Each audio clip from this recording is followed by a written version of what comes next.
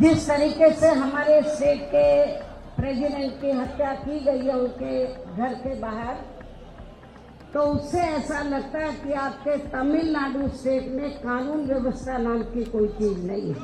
पूरे तमिलनाडु स्टेट में जो वीकर सेक्शन के लोग हैं, दलित वर्ग के लोग हैं, वो बहुत भयभीत है, डरे हुए हैं कि जब बीएसपी के स्टेट के प्रेसिडेंट के साथ ऐसा हो सकता है तो हमारे साथ क्यों नहीं हो सकता है।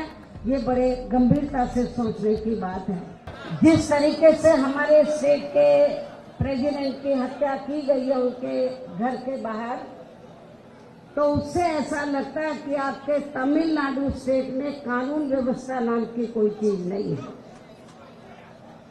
और इतना ही नहीं, मुझे ये भी मालूम हुआ कि जिन्होंने हत्या की है अभी तक वो असली जो अपराधी है वो पकड़े नहीं गए हैं।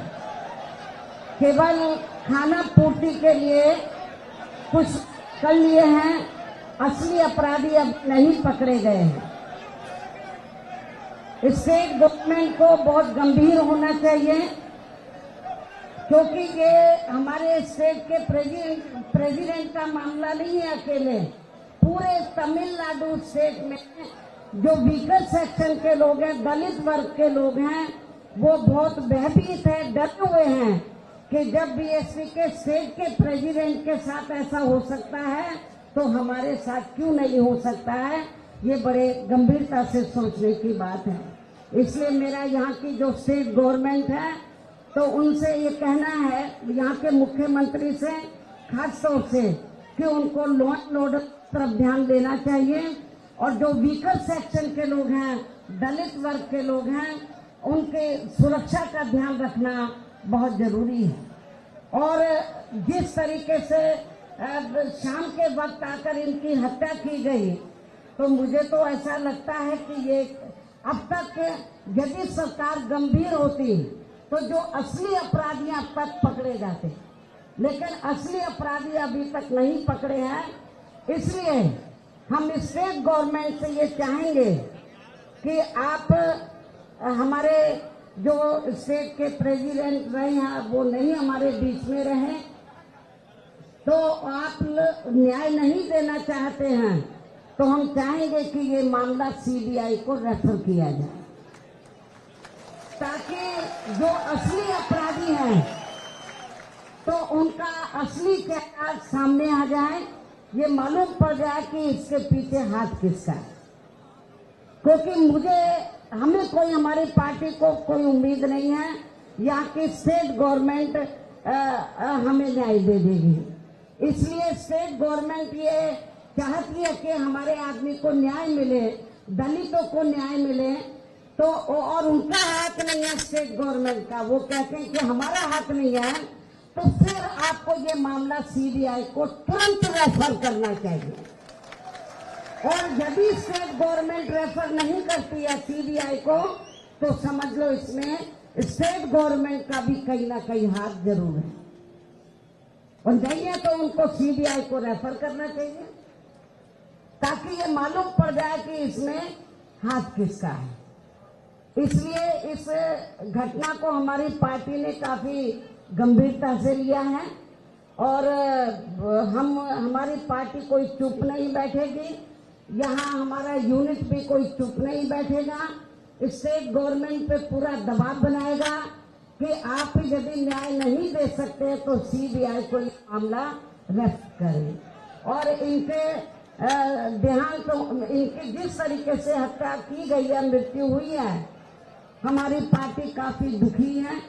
हम इनको अपने श्रद्धा सुमन अर्पित करते हैं और इस मौके पर उनके जो परिवार लोग हैं, चाहने वाले जो लोग हैं, उनसे मेरी वो भी बहुत दुखी हैं, लेकिन कुदरत से मैं यही कामना करती हूँ कि कुदरत इस दुख को सहन करने की उनको शक्ति दे, मतलब, और हिम्मत और हौसले के साथ आप लोगों को, जो भी दोषी लोग हैं, अपराधी लोग हैं, तो उनको सजा दिलवाने में आप लोगों को आगे आना चाहिए, लेकिन कानून व्यवस्था को अपने हाथ में नहीं लेना है। कानून व्यवस्था का पालन करते हुए आपको ये बताना है कि जो वीकर सेक्शन के लोग हैं वो कानून को कभी अपने हाथ में नहीं लेते।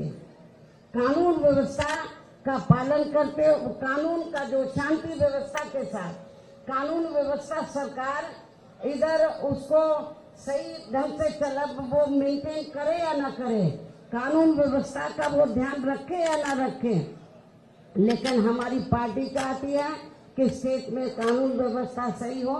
और आप हम अपने स्टेट के प्रेसिडेंट को जो नहीं रहे उनको न्याय दिलाने के लिए हमारी पार्टी के लोग कानून को हाथ में नहीं लेंगे। शांति व्यवस्था के साथ आप अपनी बात स्टेट गवर्नमेंट के सामने रखें। और मैं मीडिया के माध्यम से स्टेट गवर्नमेंट को, यहाँ के मुख्यमंत्री को मैं ये चाहती हूँ कि यदि आपका इस घटना में आपका हाथ नहीं है तो फिर आप इस मामले को सीबीआई को जरूर रेफर करें, ऐसा मेरा उनको कहना है। और इस मौके पर मैं पार्टी की ओर से विश्वास दिलाना चाहती हूँ कि हमारी पार्टी उनके दुखी परिवार के साथ है, उनके पूरे परिवार का पूरा ध्यान रखेगी। और सरकार से भी मैं कहना चाहूंगी, जिस तरीके से इनकी हत्या की गई है तो इनका पूरा परिवार भी काफी भयभीत है, डरा हुआ है कि जब उनके साथ ऐसा हुआ है और उनको किस तरीके से काट के मतलब उनकी मृत्यु की गई है, हत्या की गई है और उनकी मृत्यु हुई है, तो हम सरकार से चाहेंगे कि उनके परिवार को पूरी सुरक्षा उपलब्ध कराई जाए। उनके परिवार को हर तरीके से उनकी मदद की जाए, स्टेट गवर्नमेंट मदद करें, सुरक्षा उपलब्ध कराए। और मैं फिर इस बात को मीडिया के माध्यम से कहती हूँ यहाँ के मुख्यमंत्री को, स्टेट गवर्नमेंट को, कि लॉ एंड ऑर्डर की तरफ आप लोग ध्यान दें। जो दबे कुचले लोग हैं, वीकर सेक्शन के लोग हैं, उनके साथ जुर्म जाति नहीं होनी चाहिए। जिस तरीके से ये घटना घटी है तो आगे इसकी पुनरावृत्ति ना हो, सरकार को गंभीर होना चाहिए और जो असली अपराधी है वो पकड़े जाने चाहिए। और स्टेट गवर्नमेंट को बेहतर यही है कि ये मामला सीबीआई को इनको रेफर करना चाहिए। आप लोग सब बहुत दुखी हैं, हमारी पार्टी बहुत दुखी है और परिवार के लोग भी बहुत दुखी हैं, लेकिन अब वो हमारे बीच में नहीं रहे हैं।